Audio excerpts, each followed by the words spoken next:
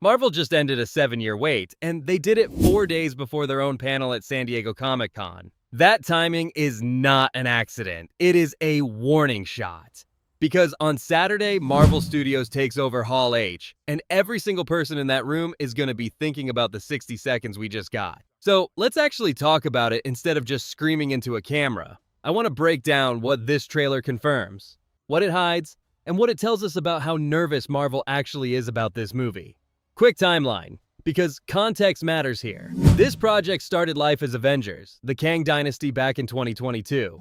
Then Jonathan Majors happened, and Marvel had to rebuild the entire back half of their multiverse saga around a different villain. They landed on Doctor Doom, reintroduced through Robert Downey Jr., and announced it at Comic-Con 2024 in one of the loudest reveals that stage has ever seen. Since then, the release date has moved more than once. The plot has been kept locked in a vault, and the marketing team has fed us nothing but leaks and set photos for 2 years. Then on July 20th, out of nowhere, the first real trailer dropped.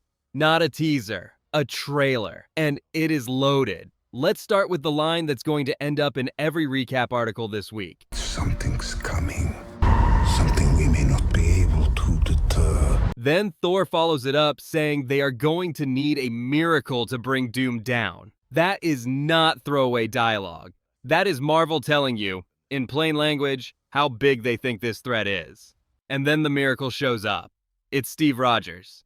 Chris Evans is back in the MCU for the first time since Endgame in 2019, and Marvel used him as the answer to Thor's prayer. That is a massive statement of confidence in one actor's drawing power, and it tells you exactly how this film is going to be marketed from here on out. Nostalgia is the hook. Everything else is the substance underneath it.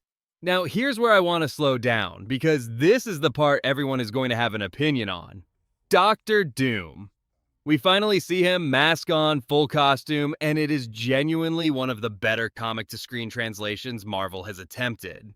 The armor detailing, the hood, the way the mask sits on his face with those deep eye sockets, it all reads as authentic rather than the more corporate, streamlined look some earlier Marvel villains got. Whatever you think about the casting, the costume department did their homework, but the casting is the conversation.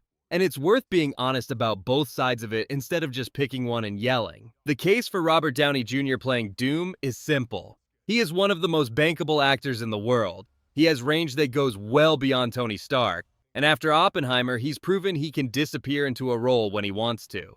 The case against him is just as simple. Dr. Doom, in the comics, is Victor Von Doom, a Romani monarch from the fictional country of Latveria. Casting a white American actor in that role skips over a chance to actually represent that heritage properly, something the character has rarely gotten right on screen. And there's a second problem layered on top of that. Doom now has Tony Stark's face. In a franchise obsessed with multiverse logic, that is either going to get an incredibly clever explanation, or it's going to become the thing people quote for years as the moment Marvel prioritized stunt casting over story integrity. Right now, the trailer gives us zero answers on that front. We get a face. We don't get a reason. What we also don't get, and this is the detail nobody's talking about enough, is a single frame of Doom standing across from Reed Richards. In the comics, that rivalry is arguably the most important one in the entire Marvel universe. Doom's entire origin is tangled up with Reed. If this movie is building towards Secret Wars, the sequel already locked in for next year, that relationship needs screen time, and soon. One trailer skipping it isn't a crisis, but it's a gap worth watching. Let's talk about Thor for a second, because this is genuinely one of the more encouraging signs in the footage. The Russo brothers directed some of the best Thor material in this franchise's history, and it shows here. He's serious again. He's not cracking jokes in the middle of a crisis. His suit looks like an evolution of the Infinity War design, gold accents, more battle-worn. After the tonal whiplash of Love and Thunder, getting him back under directors who clearly understand the character is one of the most reassuring things this trailer offers. Now, Captain America, not Steve. Sam Wilson, played by Anthony Mackie.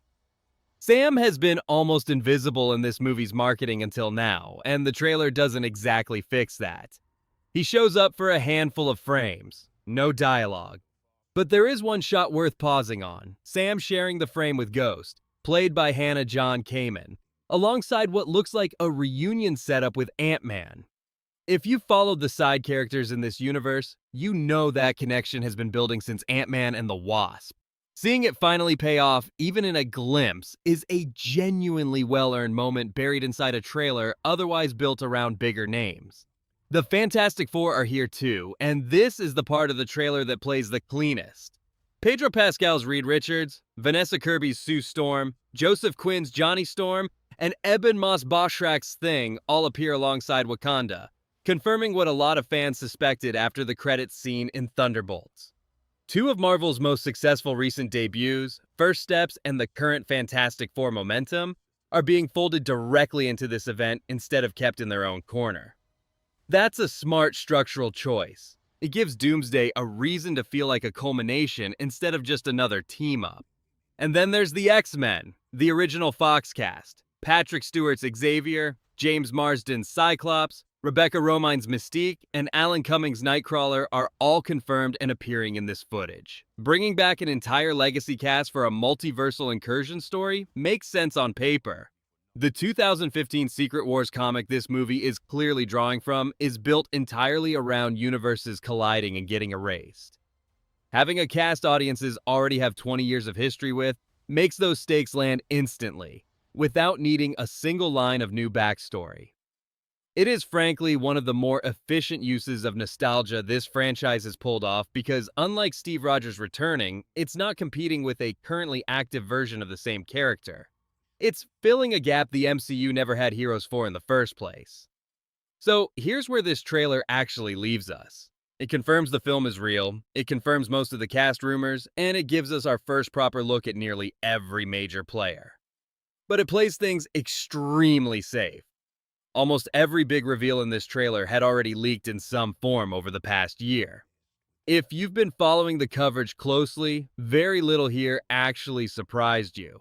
That's a deliberate choice by Marvel, and it says something about where they think this franchise's audience currently sits. After a stretch of underperforming releases across the wider slate, this trailer isn't designed to convert skeptics. It's designed to remind loyal fans why they showed up in the first place, using faces they already trust. Which brings us to Comic-Con. Marvel's official schedule lists an hour-long panel in Hall H this Saturday, and pointedly, it does not name Avengers, Doomsday anywhere in the description. Officially, it's just special guests sharing an exclusive look at what's next. Nobody believes that's a coincidence. The timing lines up too perfectly. A trailer dropped 5 days before a mystery panel, right after a run of teases at a Shanghai Expo showing off Doom's throne room and the X-Mansion on the show floor. Expect cast appearances. Expect maybe a new look at some footage. What's less likely is an entirely new trailer, since Marvel just spent their big card on July 20th. But with this studio, keeping something in reserve for a live crowd reaction is basically tradition at this point. Zooming out, the pressure on this movie is enormous, and it's worth saying plainly instead of dancing around it. This is supposed to be the film that proves the post-Endgame era of Marvel can still deliver a genuine spectacle blockbuster, the kind that used to be an annual guarantee. Ticket sales for Doomsday already opened 5 months ahead of release, an unusually early start that signals just how much confidence, or maybe how much anxiety, is riding on this one. December 18th is the date. That's the finish line. Everything between now and then, every trailer, every Comic-Con panel, every leaked set photo, is Marvel trying to convince an audience that got burned by a few underwhelming years that the old magic is still there. Here's my honest read. The pieces on the board are genuinely strong. 3 generations of X-Men actors, 2 successful recent franchises merging into one story, directors who know how to handle ensemble casts better than almost anyone working today. But strong pieces don't guarantee a good film. Endgame worked because every character's arc had years of build-up behind it. Doomsday is trying to earn that same weight in a fraction of the time, while also carrying the baggage of a controversial recast and 2 returning legacy actors whose presence alone can't substitute for an actual story. The trailer proves the ambition is there. It does not yet prove the execution will match it. So that's where things stand heading into Comic-Con weekend.